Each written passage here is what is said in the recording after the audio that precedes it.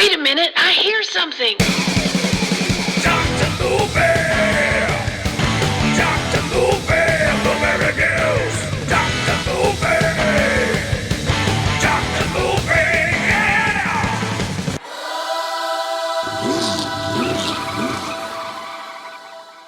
Hello, everybody. Welcome back to another episode of Dr. Movie. I'm your host, Rick, and we are still looking into movies that I put in this category of the Stupid Movie Club. Movies that are not considered, famous works of art, but I cherish them anyways. And today, we're going to talk about one of my favorite 80s movies. And I never really realize that until I watch it again and again and again. And I say it every time after it goes off, and then I just kind of forget about it. But Bachelor Party from 1984, to me, could be the perfect 80s movie. It really says a lot about where cinema was at the time. It says a lot about, where we were mentally. I mean, yes, it's a comedy film and it's loose, but this kind of carefree, live for today, die while you're young. Hey, we're all gonna die tomorrow because of the Cold War, or Moscow's gonna launch the missiles at any moment. It's funny how things repeat, but that's kind of what brought us into this age. With the AIDS epidemic going on, I mean, it just seemed like everything was coming to a screeching halt, or we're going to crash into a brick wall any moment. And I think that caused us to make real carefree, tough-edged comedy movies that poke a lot of fun at a lot of different things that now you can't do, or you get banned for life, or how that works, which is, I'm sorry folks, I find it so ridiculous. I mean, there's a line you don't want to cross, I get, but at the same time, and just grow that extra layer of skin that we used to have. I don't know. If you can't make fun of yourself, then you live a pretty miserable life. Just saying. Anywho, not to get on that platform, but that's kind of where this mindset came from. And a lot of movies from this time period, no matter how kooky or zany they were, it was kind of a formulaic thing. And I love this movie. So let's talk a little bit about it. It gets a 6.3 out of 10. That's not bad. 1984, like I said, it's obviously a comedy. For a synopsis, we got: on the eve of his wedding to his longtime girlfriend Debbie, unassuming nice guy Rick is dragged out for a night of debauchery by his friends.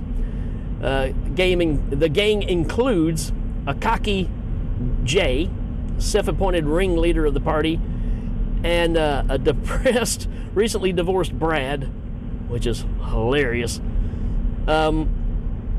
Along the way, they run into Debbie's wealthy, disapproving father, her ex-boyfriend, Cole, whose attempt to stop the wedding in an unexpected way. Yeah, I mean, there's some things in this, too, that when you watch it, and you go, wait a minute, and we'll talk about it as we go along. But things you just didn't really pick up on much, when you're just viewing it as a teenager. This is directed by Neil Israel. Did Moving Violations, which I definitely need to talk about on here. It's really a good co-partner with this. When I think about that and I say, okay, almost the same movie, just in a different location, which I love both.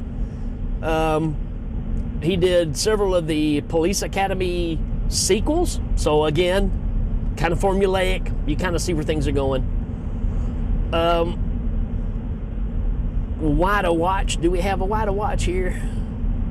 We got a things to know. Why to watch? It's wild, playful, and bawdy. Bawdy, there's a word for you. B-A-W-D-Y. Kind of like that. which I think describes this movie very well. It's fun, funny, and creative as it tries hard to be successful at making the audience laugh.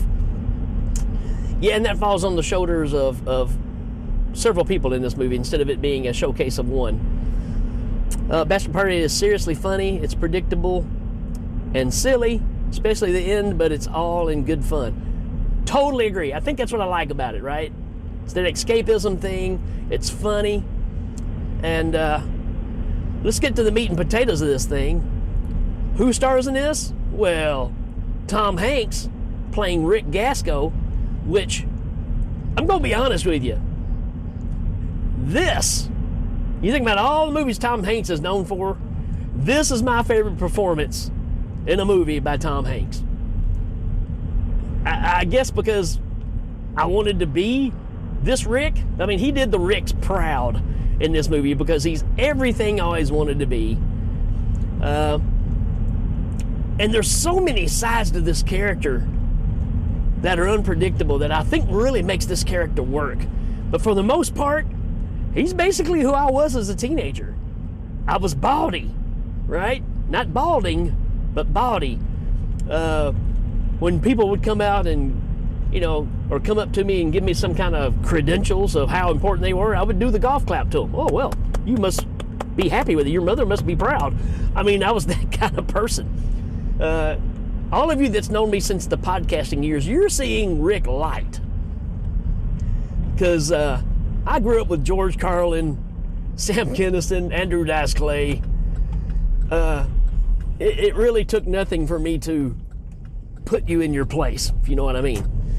So you guys get to know Mr. Nice Rick, which I was more like the Rick in this movie, right? So, again, probably a reason I'm the way I am is because I saw this movie at a young age.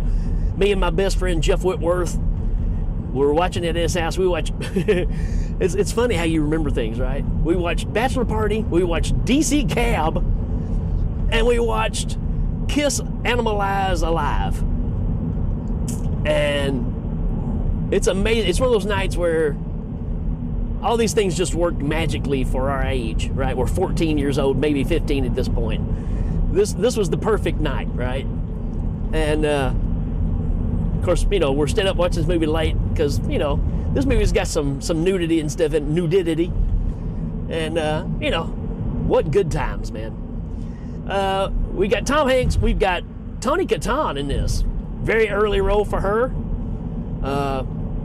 She plays the love interest Deborah, who comes from a wealthy family who does not like Rick, because Rick he's a loose cannon. I mean, he hangs out with all of his buddies, right, which are all lunatics. Speaking of, you got Adrian Zmed in this, who plays Jay, who's Rick's best friend, who, like I said, kind of is the ringleader of this thing. He kind of organizes, keeps all the guys from going too far off in the deep end. We got William Tepper in this, who plays Stan, who is Rick's brother, who's a doctor, who is hilarious. We got Gary Grossman in this, who plays their friend Gary, who's a event organizer for like concerts, all this kind of stuff. He says one of my favorite things ever in this movie. This is 84. And he's on the phone, so he said, well, you know what? Screw Sting. And I'm like, yes! Exactly. Who else do we need to talk about that's in this? We got Michael Dudikoff in this. How did I forget? American Ninja himself is one of the gang here that hangs out with everybody. Barry Diamond is Rudy, who's a mechanic that's also in this group. And, so we got Rick is going to get married to Deborah. Her parents don't like Rick, and they have a family gathering before the wedding, which is hilarious because they're out playing tennis, and Rick just keeps double-handing, hitting the ball over the fence and acting like it's a baseball game, not taking anything serious. Like I said, the dad hates him. The dad sits down and has a conversation with him and tells him how much of a loser he is. And Rick's like, well, I think if I really work at it, I can have all this turned around by lunch. I mean, this is the kind of humor we get. He's so quick with the deliveries and so quick-witted I wonder how much of it is just Tom Hanks just riffing on some of it. I know some of it had to be laid out, I'm sure, because the youngest Murray brother that's in Moving Violations, he's kind of the same way. So I wonder how much of it was actually written. But it just worked so well with Tom Hanks. And again, my favorite performance by him. And, you know, they're planning to have a bachelor party for their friend that's getting married. And we get Gary going out. Like I said, he's the big bookie guy. So he goes out and he's trying to round up some strippers or hookers to show up. You got Rick's brother, who's the doctor, who is married to his partner at work. And he's, you know, his brother is kind of scum because he doesn't mind messing around with other women. But, you know, you see who he married and how she is, what's her name? She's in a ton of 80s movies. Wouldn't you know it, I'm in an area where I have no reception here. Anywho. Tina Finch. Oh, what's her name? Dad burn it. Had it and it disappeared. Wendy Jo Sperber? Is that it? I think that's it. Yeah. Wendy Jo Sperber, she was in like 1941, a lot of TV series. She might have been in Bosom Buddies. She was in a TV series like that. Oh, I forgot Deborah Harron's in this too, from not necessarily the news, used cars. She is Deborah's sister, Tawny's sister in the movie, and she hates men, which plays off later on. There's there's so much to talk about that are tie-ins. It's really hard. But anyway, we get back to the family. Family don't like Rick. Well, they invite Deborah's ex-boyfriend, who's super rich, has money, and they want him to try to win back Deborah and get her away from Rick by any means necessary, is kind of what the dad says. So this kind of plays out through the whole thing. He's trying to ruin the bachelor party and get Rick in trouble so Deborah will leave him so he gets her back, which leads to even him pulling out a crossbow and tries to shoot Rick, which is like I said, it's one of those things where you just kind of go, wait a minute, he's even willing to murder this guy with a crossbow in a hotel room full of people. I mean, he's across in another building, but still, I mean, it's just how crazy this thing goes. And of course, you know, they see an arrow shot in the wall and Rick's like, oh, where'd this come from? Who did this? You know, and they're just paying it off nonchalantly. So there's a lot of humor in this thing that just, it doesn't stop. You can't really talk about any one thing, except the fact of, have you ever watched a movie where they're having a bachelor party and they bring in this belly dancing woman and she's gonna have sex with a donkey as the entertainment, and the donkey goes over to a bar while this girl is dancing, taking her clothes off. The donkey sees this big thing of potato chips, it's eating the chips, and then in front of that is a whole bunch of drunks. So have you ever seen a donkey die from a heart attack from snorting lines of coke and taking a bunch of pills? I mean, it literally is lapping up all these pills, and it literally starts snorting up lines, not just a pile of cocaine, lines, like it knows what it's doing. It's comedy gold. I mean, it's great. And, you know, so now you get the bachelor party that's happening. I mean, there's so many people in this thing, it's ridiculous. It starts off terrible. And, oh, I forgot the ex-boyfriend, when our bookie goes down to find the hookers, our ex-boyfriend pulls up behind the guy and tells the pimp, hey, that guy that just left, this surprise is for him, and we've changed the address. We want the party to be at this location instead. So whatever he booked to come and be at the bachelor party ends up going to the shower, the wedding shower that they're having for Deborah and all of her mother's friends, who are all highfalutin, you know, super rich, And so they're having this nice little dainty get together, and these two girls show up with bull whips and all this stuff, and they start doing an act together in the middle of this wedding shower. You don't get to see the act, but you can tell by the ladies' faces they are totally appalled. And again, just the humor in this is, I just think it's great. Gosh, I don't know what else to talk about. It ends up with, rights being turned wrong. You end up where Deborah's early on, she's worried about all this. She's worried about how they're going to get everything done. Wedding time, the thing that her parents don't like him, and he's passing it off as being not a big deal. And he said, hey, in a couple of days, you're going to be Mr. Nice or Miss Nice Guy, because you're marrying a nice guy, and everything's going to be fine. And it makes her feel better. She can't go to sleep, and he's trying to talk her down and give her this information. And then afterwards, when they both lay down, they're both wide awake. So it shows that even he's kind of worried about it after thinking about everything. So it shows that even though he's kind of carefree and flies by the seat of his pants, at the same time, he still has the same concerns that everybody does. And I'm the same way. This is that same thing where, as a teen, I was invited to the parties to be the entertainment because I was the wild and crazy guy.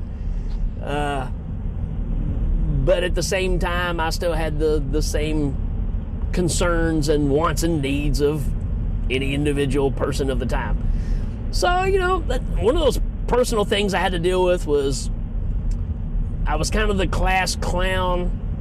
And y'all know the class clown never gets the girls, right? Because they think you're funny, but they wouldn't be seen going out with you, right?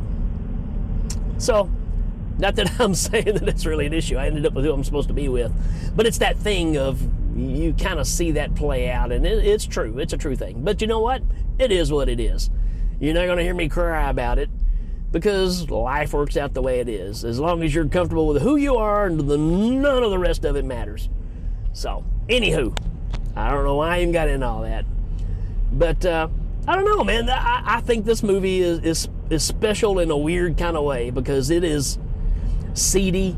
It's got nudity. It's got drugs. It's got a buddy that shows up they haven't seen since childhood, who is drugged out of his mind, who is freaking hilarious in this movie because he's going through a bad marriage, and he's trying to convince Rick that, why are you doing this? Why would you do this to yourself?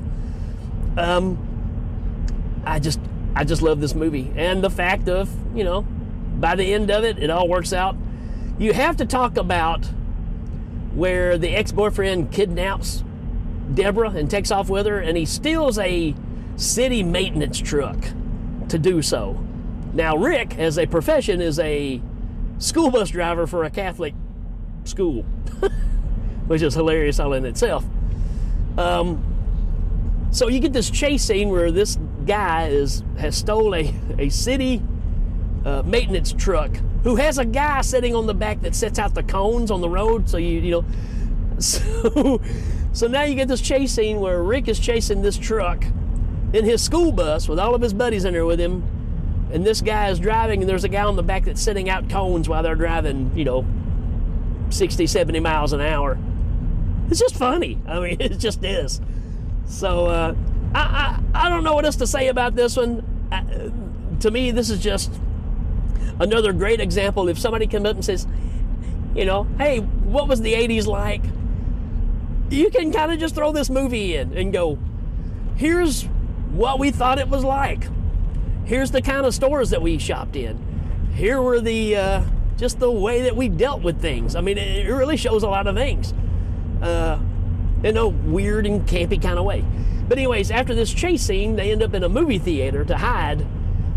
And we get this thing where there's a 3D movie going on, and you got Tom Hanks and this other guy that are fighting in front of the screen, and it's identical to what's happening in the movie. And of course, everybody's going, man, these 3D effects are amazing. One girl says, I've seen better. And then she gets punched in the face. She's like, whoa. It's just fun stuff. Even though somebody tries to kill somebody else with a what I say it was earlier, crossbow.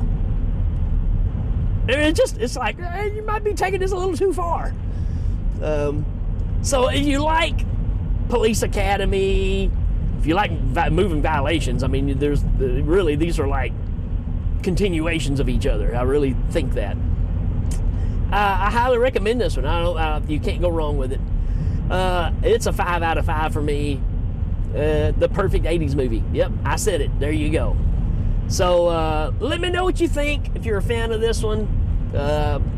You just can't go wrong with it, people. I mean, and again, I think this is the best Tom Hanks movie, bar none. All right, folks, that's it for this one. We will check you later.